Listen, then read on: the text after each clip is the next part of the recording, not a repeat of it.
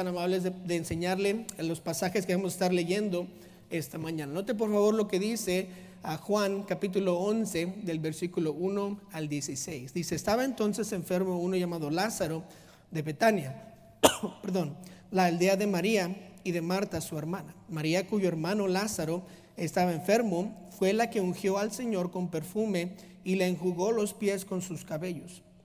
Enviaron pues las hermanas para decir a Jesús: Señor, he aquí el que amas está enfermo.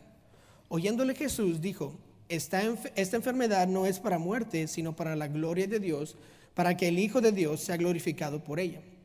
Y amaba Jesús a Marta, a su hermana y a Lázaro. Y cuando oyó pues que estaba enfermo, se quedó 2 días más en el lugar donde estaba. Luego, después de esto, dijo a los discípulos: vamos a Judea otra vez. Le dijeron los discípulos: Rabí, ahora procuran los judíos apedrearte, ¿y otra vez vas para allá? Respondiendo Jesús: ¿no tiene el día 12 horas? El que anda de día no tropieza, porque ve la luz de este mundo. Pero el que anda de noche tropieza, porque no hay luz en él. Dicho esto, les dijo después: nuestro amigo Lázaro duerme, mas voy para despertarle. Dijeron entonces sus discípulos: Señor, si duerme, pues sanará. Pero Jesús decía esto de la muerte de Lázaro, y ellos pensaron que hablaba del reposo del sueño. Entonces Jesús les dijo claramente: Lázaro ha muerto, y me alegro por vosotros de no haber estado ahí, para que creáis, mas vamos a él. Dijo entonces Tomás, llamado Dídimo, a sus condiscípulos: vamos también nosotros, para que muramos con él. Esta mañana quiero predicar un mensaje titulado Lo que sucede durante las dificultades. Lo que sucede durante las dificultades. Oremos. Señor, te pido que me ayudes esta mañana a predicar tu palabra, a que lo que diga venga de tu espíritu y solo diga aquello que tú quieras que yo diga. Señor, te pido que a nosotros como oyentes, que podamos estar atentos a tu Espíritu Santo y aprender un poco acerca de las dificultades de la vida. Y te pido todo esto en el nombre de Cristo Jesús. Amén. Pueden tomar su asiento. Muchas gracias por estar en pie. Cada dificultad tiene un propósito.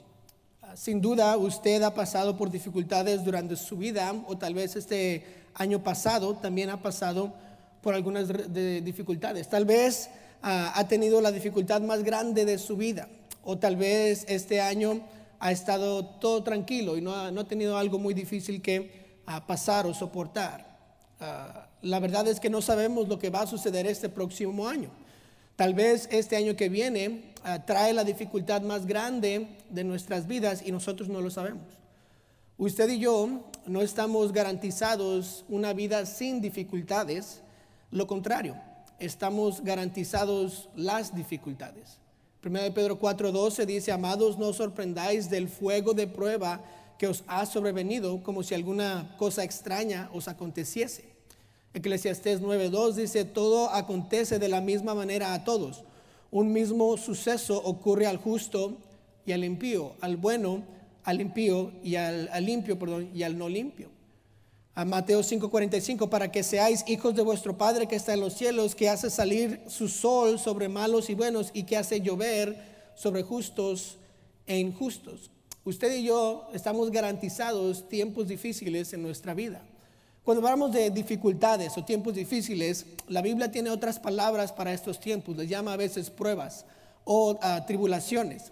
Estas son las pruebas o las tribulaciones, son los momentos difíciles de nuestra vida. Puede ser un mal diagnóstico del doctor, un fallecimiento de un ser querido, el perder la casa, el perder el trabajo, o el tal vez no tener trabajo por meses, el no saber a qué hacer, se descomponen todos los carros en un momento, cosas difíciles en nuestra vida. Eso se le llama pruebas, tribulaciones. En estos momentos hay mucho que pasa sobre nuestras mentes, ¿verdad? Queremos darnos por vencidos a veces. A veces pensamos que hicimos algo mal y estamos pagando las consecuencias de lo que hicimos. Y a veces hasta dudamos si Dios es bueno y si realmente vale la pena servir a un Dios que nos hace pasar por estas dificultades. Todo esto nos afecta. Y como nos vemos, vea cómo nos vemos, nos afecta cómo comemos, nos afecta nuestra actitud. Y muchos le preguntamos a Dios: Señor, ¿por qué? ¿Por qué nos dejas pasar por esta dificultad, por esta prueba? Cuando yo pienso en las dificultades, pienso en Job. Y Job era un hombre sumamente rico. Él lo tenía todo, pero a la misma vez la Biblia dice que Job era un hombre justo. Alguien que Dios admiraba mucho. En un día, si usted se acuerda de la historia de Job, él pierde todo completamente. Un día tiene 10 hijos, tiene cientos y cientos de ganado y camellos y todo, y pierde todos sus sirvientes, pierde todos sus hijos, pierde todo su ganado. Va de rico a pobre en solo un día. Su esposa, en vez de apoyar en estos tiempos difíciles, le dice: ¿por qué no maldices a Dios y te mueres? Y Job, en esos momentos más difíciles, decide decir esto. Job 3:3: perezca el día en que yo nací y la noche en que se dijo varón es concebido. Sea aquel día sombrío, no cuide de él Dios desde arriba, ni claridad sobre el que resplandezca. Afenlo tinieblas y sombra de muerte, reposo sobre el nublado, que lo haga horrible como día calignoso. Ocupe aquella noche la oscuridad, no sea contada entre los días del año, ni venga en el número de los meses. Job, en sus tiempos más difíciles, llega a lo que nosotros se nos pasa también, y llegamos a momentos en donde estamos cuestionando, preguntando, hasta diciendo: mujer, mejor no hubiera nacido, mejor que Dios me lleve ya. ¿Por qué estoy sufriendo tanto? Muchas veces en momentos difíciles lo único que nos mantiene firmes son las promesas de Dios, como Romanos 8:28, y sabemos que los que aman a Dios, todas las cosas le ayudan a bien, esto es, a los que conforme a su propósito son llamados. Promesas como Juan 16:33: estas cosas os he hablado para que en mí tengáis paz. En el mundo tendréis aflicción, pero confiad, yo he vencido al mundo. Es inevitable el pasar por dificultades en la vida, por las pruebas, pero Dios no nos hace pasar por ninguna prueba sin razón, sin tener un propósito más grande. Cada prueba siempre tiene algo más allá de lo que yo pueda ver. Entonces, durante las pruebas, ¿qué sucede? ¿Qué sucede durante las dificultades? ¿Qué es lo que Dios espera de mí? Pues yo quiero ver esta mañana 6 verdades que pasan durante las dificultades. Ahora son 6. Entonces voy a dar 3 esta mañana y 3 esta tarde. Entonces, si quiere acabar el mensaje, va a tener que regresar a las 5 de la tarde para acabar el mensaje. Ya sabía, ya los veo a todos, ¿verdad? Y espero que todos regresen para acabar el mensaje. Vamos a ver la primera verdad sobre las dificultades el día de hoy. Note la primera: Dios lo tiene todo bajo control. Vea conmigo por favor el versículo número 1 una vez más. Dios lo tiene todo bajo control. Estaba entonces enfermo uno llamado Lázaro de Betania, la aldea de María y Marta su hermana. María, cuyo hermano Lázaro estaba enfermo, fue la que ungió al Señor con perfume y le enjugó con los pies con sus cabellos. Enviaron pues las hermanas para decir a Jesús: Señor, he aquí el que amas está enfermo. No te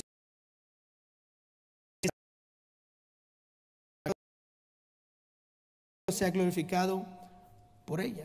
Va el versículo 6. Versículo 6 dice: cuando oyó pues que estaba enfermo, se quedó 2 días más en el lugar donde estaba. Luego, después de esto, dijo a los discípulos: vamos a Judea otra vez. Entonces, en vez de ir a Betania, decide: vamos a ir a Judea. Nota el versículo 17 en el pasaje. Vino pues Jesús y halló que hacía ya 4 días que Lázaro estaba en el sepulcro. Betania estaba cerca de Jerusalén, como a 15 estadios. Siempre se nos hace la pregunta, ¿verdad? Si Lázaro estaba enfermo, ¿por qué es que Jesús esperó tanto tiempo para llegar a Betania? Hasta sus hermanas, ¿verdad? Marta y María le hicieron la misma pregunta: si hubieras estado aquí, Lázaro no hubiera muerto. Lázaro, estando enfermo, está malo, envían a pedir al Señor que venga y le sane. Y Betania dice que estaba a 15 estadios de Jerusalén, donde estaban ellos. Pregunta: ¿cuánto es un estadio? Pues más o menos 1 kilómetro es 5 estadios. Entonces estaban a 3 kilómetros de distancia. En estos tiempos pasados se podía más o menos viajar entre 35 y 45 kilómetros diarios. Entonces ellos no les tomaba más que una o 2 horas para llegar de Jerusalén a Betania. Él estaba bien cerca, pero él esperó hasta 4 días que él estaba en el sepulcro. Ahora, Judea estaba a más o menos 104 kilómetros de distancia de Jerusalén. y Judea está al lado opuesto de Betania. Entonces Jesús mismo, en vez de ir con aquella persona que está enfermo, que lo necesita, decide a irse a un viaje que le toma 2 días de ida y 2 días de regreso. ¿Por qué? Porque Él lo tiene todo bajo control. O sea, Él sabía qué es lo que iba a pasar. Él estaba consciente de que si no iba, Lázaro iba a morir. Todos los detalles de este viaje y esta enfermedad ya estaban calculados por Dios, ya estaban calculados por Jesús. Él tenía un propósito. El versículo 4, note lo que dice el propósito. Dice, oyéndolo Jesús dijo, esta enfermedad no es para muerte, sino para ¿qué? Para la gloria de Dios, para que el Hijo de Dios sea glorificado por ella. En esta dificultad que está pasando María, Marta y Lázaro, Dios tenía ya un propósito. Él lo tenía todo bajo control. Él quería que él fuera glorificado por todo lo que sucedía. ¿Qué sucede entonces cuando Dios lo tiene todo bajo control y Él está en control de la situación? Pues nosotros nos confundimos. Usted y yo no entendemos, no comprendemos la lógica. Nos empezamos a cuestionar, decimos, pues ¿qué estás haciendo, Dios? ¿Por qué no me estás ayudando? Pienso en José, esto lo vemos en toda la Biblia. José mismo, él fue vendido por sus hermanos, se hace esclavo, es acusado falsamente, es metido a la cárcel, en la cárcel es olvidado. ¿Para qué?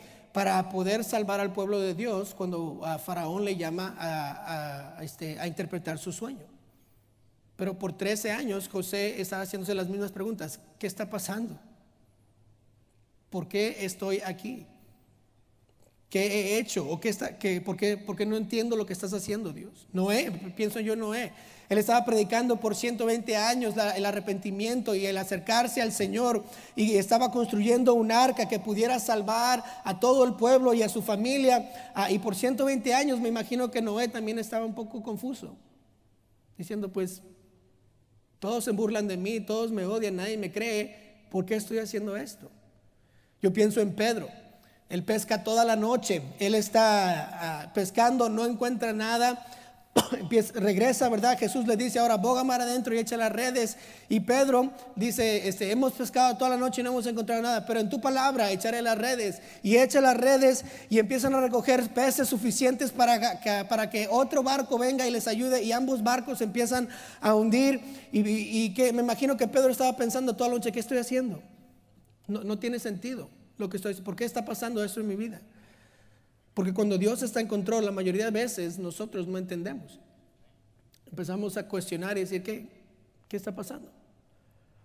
Nos confundimos, no sabemos cómo funcionan las cosas. Por eso Él es Dios y yo no. Hasta en esta historia los discípulos no entendían lo que Jesús estaba haciendo, ¿verdad? Note el versículo 7 y 8, dice, luego después de esto dijo a los discípulos, vamos a Judea otra vez. Le dijeron los discípulos, Rabí, ahora procuran los judíos apedrearte y otra vez vas allá. Estaban diciéndole, Jesús, ¿qué estás haciendo? Te van a matar. No estaban entendiendo. Marta no entendía lo que estaba sucediendo. Versículo 21 dice, y Marta dijo a Jesús, Señor, si hubieses estado aquí, mi hermano no habría muerto. ¿Por qué no viniste? No estaba entendiendo. Señor, ¿qué hiciste? María no entendía. Versículo 32 dice, María, cuando llegó a donde estaba Jesús, al verle se postró a sus pies diciéndole, Señor, si hubieses estado aquí no habría muerto mi hermano. Ella no entendía, la gente no entendía. Note el versículo 37. Y algunos de ellos dijeron, ¿no podía que abrió los ojos del ciego haber hecho también que Lázaro no muriera? Todos estaban confundidos, todos no entendían lo que estaba pasando. Pero ¿cuál es la verdad aquí? Que Dios estaba bajo control. En esta etapa, nada de lo que está pasando tiene sentido. Cuando estamos en la etapa de que no entendemos, es porque Dios está en control y yo no. Lo que Dios está haciendo a veces nos confunde. No entendemos, ¿verdad? No entendemos lo que Dios está haciendo, pero asegúrese de algo, que Dios está en control. Créame, cuando vienen dificultades es difícil saber lo que Dios está haciendo, es confuso y frustrante, pero de todas maneras Dios está en control. Dios sabe lo que está haciendo. Isaías 55:9 dice, como son más altos los cielos que la tierra, así son mis caminos más altos que vuestros caminos y mis pensamientos más que vuestros pensamientos. Hermanos, si lo entendiéramos todo, seríamos Dios. Y a veces cuando pasamos por dificultades, no entendemos. Y ahí es cuando yo puedo decir, Señor, tú estás en control. No entiendo, pero tú estás en control. Note la segunda verdad. Dios quiere enseñarnos algo. Note el versículo 11 al 16. Dios quiere enseñarnos algo. Dice la palabra: dicho esto, les dijo después: nuestro amigo Lázaro duerme, mas voy para despertarle. Dijeron entonces sus discípulos: Señor, si duerme, sanará. Pero Jesús decía esto de la muerte de Lázaro, y ellos pensaron que hablaba del reposar del sueño. Entonces Jesús les dijo claramente: Lázaro ha muerto, y me alegro por vosotros de no haber estado ahí, para que creáis. Mas vamos a él. Dijo entonces Tomás, llamado Dídimo, a sus condiscípulos: vamos también nosotros, para que muramos con él. Notó lo que está pasando aquí. Jesús les está tratando de enseñar algo, les está tratando de decir: síganme para que vean qué es lo que puedo hacer. Y siguiendo confundidos los discípulos, no están entendiendo lo que va a suceder. Jesús tiene que regresar y ser muy claro con ellos, y les dice: Lázaro ha muerto. Y aún hasta que les dice Lázaro ha muerto, Tomás, el Dídimo, dice al final: vamos a morir con él. Como que no está entendiendo lo que está pasando, ¿verdad? Como que todo está, es una metáfora. Entonces vamos todos a morir con Lázaro. Y Jesús está diciendo: no, espérense, quiero enseñarles algo. Dejen de estar confundidos, síganme. No estaban entendiendo. El verbo dormir, ¿verdad? Muchas veces se usa en la Biblia para los que están muertos y han muerto en Cristo. Entonces cuando Jesús dice él está durmiendo, voy a despertarle, está hablando de que va a morir, pero él lo va a resucitar. Es como una metáfora. Jesús, ¿verdad?, prometió que iba a venir una vez más para reinar en la tierra, y prometió que los que muriesen en Cristo, que ellos iban a resucitar cuando Él regrese la segunda vez, que sus cuerpos iban a resucitar. Pero eso se los describe, por eso les describe que están durmiendo, porque un día sus cuerpos van a resucitar. Por eso Marta, vamos a ver más tarde, que Marta dice: yo sé que van a resucitar en el día postrero. Es muy interesante para mí que Jesús dice esto en el versículo 15. Dice: y me alegro por vosotros de no haber estado ahí. ¿Cómo es que Jesús va a decir algo como que me alegro que no estaban ahí? Me alegro que no vimos la muerte de que no estábamos ahí cuando Lázaro hubiera morido. Jesús estaba alegre, no de que no fue a sanar a Lázaro.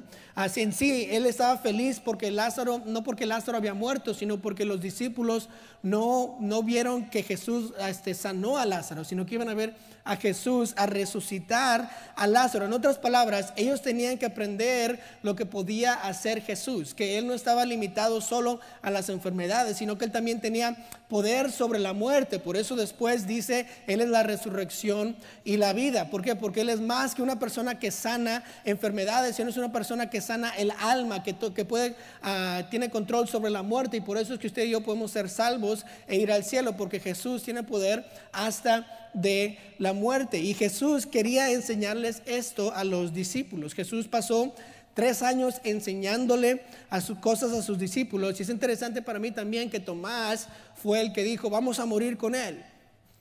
Tomás fue el mismo, si se acuerda, que dijo, ¿verdad?, al final después de que Jesús resucitó: si no veo los hoyos en las manos y el costado de Jesús, no creeré.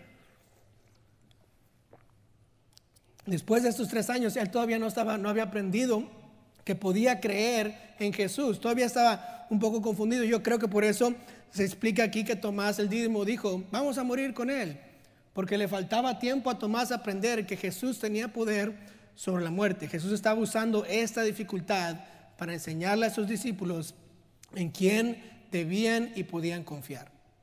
Yo pienso otra vez en Job, ¿verdad? Todo lo que él tuvo que sufrir, entre tanto que pasó, tanto que sufrió. Me pregunto, ¿qué aprendió? ¿Qué es lo que Dios le enseñó durante todos esta dificultad? En Job 42, ya que es el final del libro, dice esto: oye, te ruego y hablaré, te preguntaré y tú me enseñarás. De oídas te había oído, mas ahora mis ojos te ven.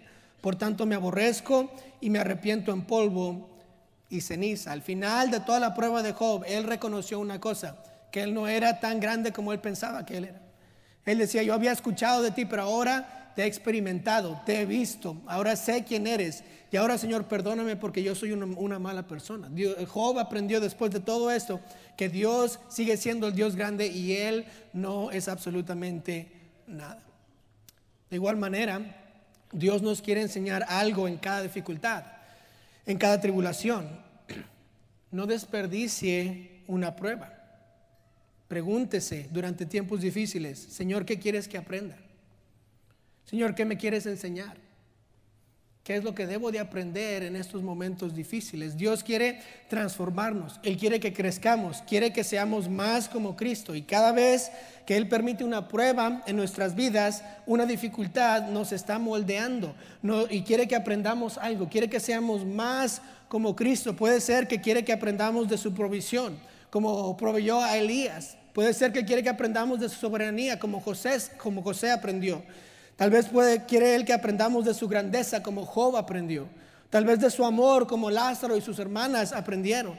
De su poder, como Pablo pudo aprender de su poder. De su paciencia, como Santiago nos enseña. Tal vez de la fe, como los discípulos necesitaban aprender más acerca de cómo creer en Jesús. Hay algo que Dios quiere que aprendamos en cada dificultad. Y debemos de hacernos las preguntas: Señor, ¿qué quieres que aprenda? ¿Qué me estás tratando de enseñar? Esto nos lleva a la tercera verdad de esta mañana, y la tercera verdad es esta: Dios quiere que confiemos en Él. Dios quiere que confiemos en Él. Note el versículo 20, por favor. Dice el versículo 20: entonces Marta, cuando oyó que Jesús venía, salió a encontrarle, pero María se quedó en casa. Y Marta dijo a Jesús: Señor, si hubieses estado aquí, mi hermano no habría muerto. Mas también sé ahora que todo lo que pidas a Dios, Dios se lo dará. Jesús le dijo: tu hermano resucitará. Marta le dijo: yo sé que resucitará en la resurrección, en el día postrero.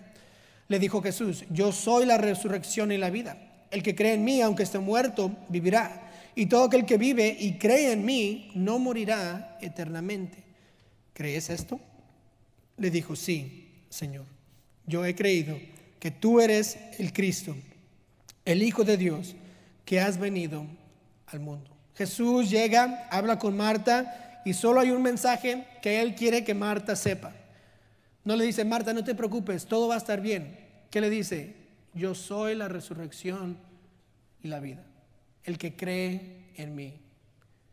Jesús quería asegurarse de una cosa: que Marta confiaba en Él. Que Marta podía decir: Señor, yo he confiado en ti. Ella le dice a Jesús, le dice a Jesús que Lázaro resucitará en el día postrero.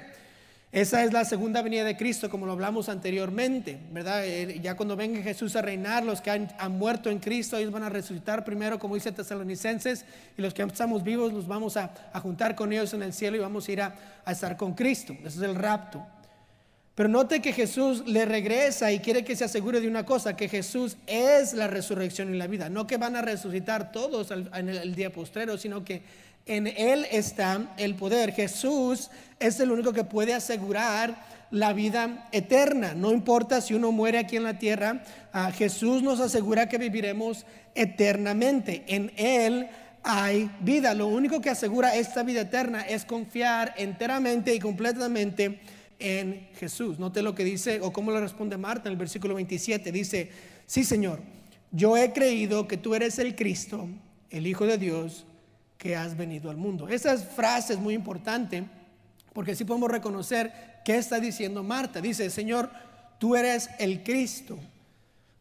El Cristo es la palabra Mesías, aquel prometido que iba a venir, que las profecías habían prometido en el Antiguo Testamento. Y ella está declarando: Jesús, tú eres aquella promesa de Dios que ibas a venir a salvar al mundo. Después dices: y yo creo que eres el Hijo de Dios. Qué importante es eso, que Jesús sea el Hijo de Dios. Pues Él, al decir soy Hijo de Dios, se estaba haciendo igual a Dios. Normalmente si usted lee las Escrituras y ve los momentos donde Jesús dice que Él es el Hijo de Dios, ¿qué están tratando de hacer los fariseos con Él? Le están tratando de matar. ¿Por qué? Porque dice que se ha hecho como a Dios. La frase Hijo de Dios en la religión judía o en la cultura judía significaba igual a, ¿verdad? Entonces, si yo soy hijo de mi papá, soy igual a mi papá. Él está diciendo, yo soy Dios. Marta aquí les asegura, está diciendo, Señor, yo creo que tú eres no nada más el prometido que iba a venir, la promesa, ¿verdad? El Salvador del mundo, sino eres Dios mismo. Y le dice, yo creo en ti. En medio de toda esa tribulación, de toda esa prueba, de toda esa dificultad, Jesús que quiere saber que Marta confía en Él. No hay nada más que Él quiere, no hay nada más importante sino, Señor María, ¿confías en mí? Y dice, sí, yo sé que tú eres el Mesías, que tú eres el Cristo. Hay algo más importante que el consuelo durante tiempos difíciles, y es el saber que tenemos la vida eterna. Al saber que tenemos la vida eterna, el consuelo viene. Pero si no sabemos a dónde vamos cuando muramos, no hay consuelo. Hay preocupación, hay llanto, hay dolor. Yo he conocido muchos de ustedes, ¿verdad? Y estos últimos 9 años que he estado aquí, algunos de ustedes me han dicho por sus testimonios que han llegado a la iglesia por problemas en su matrimonio. Y vinieron, ¿verdad? Vinieron diciendo, nuestro matrimonio se va a acabar. Vinieron y no encontraron solución a su matrimonio, sino encontraron a Jesús. Y Jesús cambió su vida, cambió su matrimonio. Algunos de ustedes me han dicho que llegaron a esta iglesia y estaban buscando ayuda en su vida, que no sabían qué hacer, que estaban perdidos en la dirección de su vida. ¿Y qué encontraron? A Jesús. Fueron salvos, aceptaron a Jesús mismo y Él cambió su vida completamente. Algunos de ustedes llegaron porque tenían una enfermedad o vinieron a encontrar respuestas de cualquier cosa y no encontraron nada más soluciones a sus problemas y sus dificultades, sino encontraron a Jesús mismo. Y eso cambió todo. En medio de dificultades, lo más importante de saber es si ha confiado en Jesús como su Salvador. Y si ha confiado en Jesús como su Salvador, usted tiene gran consuelo. Porque pase lo que pase, al final de su vida, irá al cielo a vivir eternamente con el Señor. En lo contrario, si usted no ha confiado en Cristo como su Salvador, no tiene ese consuelo. No puede pasar por una dificultad y una prueba sabiendo que si lo peor sucede, al menos voy a ir al cielo. Usted no tiene esa paz, ese consuelo. Y si usted no ha confiado en Cristo como su Salvador, si no se ha arrepentido de sus pecados y ha puesto su fe completamente en Él, ¿por qué no lo hace hoy? Usted dice, tal vez que yo no tengo dificultad ahorita. Pues no tenemos la garantía del mañana. No sabemos lo que va a suceder este próximo año. No sabemos lo que va a suceder hasta el día de hoy. ¿Por qué no decide aceptar a Jesús? ¿A dónde iría su alma si usted muriera hoy? ¿Está 100% seguro de que va a ir al cielo? ¿De que pasará la eternidad con el Señor? ¿De que puede reclamar esta promesa y pedirle a Dios y decir, Señor, el que cree en ti no morirá eternamente? Sí, moriremos físicamente, pero nuestra alma pasará la eternidad en el cielo. ¿Está usted 100% seguro de que va a ir con Jesús al final de su vida? Cuando uno acepta a Jesús como Salvador, no hay mejor consuelo en las pruebas que saber que somos aceptados por Dios y pase lo que pase, tenemos un hogar en el cielo. Confía.